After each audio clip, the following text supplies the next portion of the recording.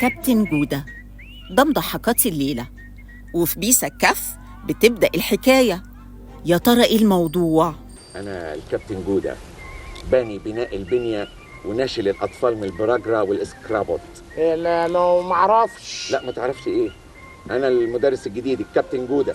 كابتن جودة أو المضحكات الجميل سمير غانم هو بطل حكايتنا الليلة دي. وفي بيسا الكف بتبتدي حكاية مدرس الألعاب اللي نقلته الوزارة عشان يسد العجز في القرية الفقيرة بيسا الكف.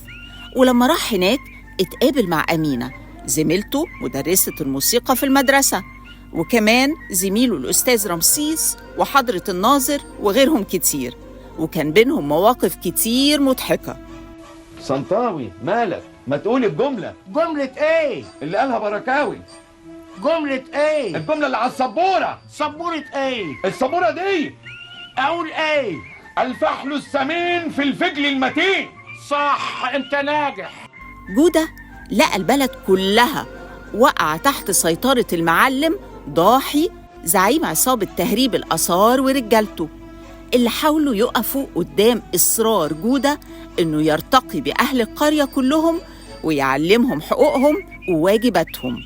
بس على مين؟ جودة كان محدد هدفه ومصمم عليه. نبعت جوابات للمدارس اللي حوالينا، نختارهم إنهم لازم يكونوا فرق رياضية، وإحنا عندنا الفرق بتاعتنا، ونعمل مسابقات. إحنا لازم نحيي الوعي الرياضي المفقود يا كوتش.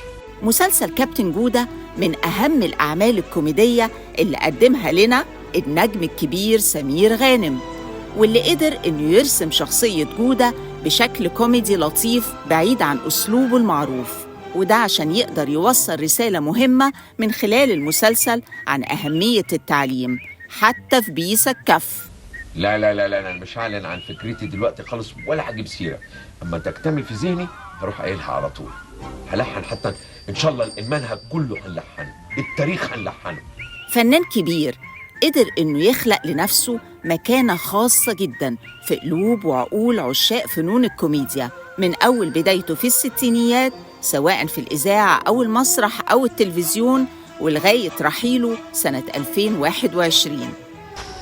الحياة موقف يا قاسم، يا تطلع منها خسران يا تطلع فايز، بس الفايز الحقيقي هو اللي يأثر ويغير في حياة الناس، وكده كده محدش هيطول فيه.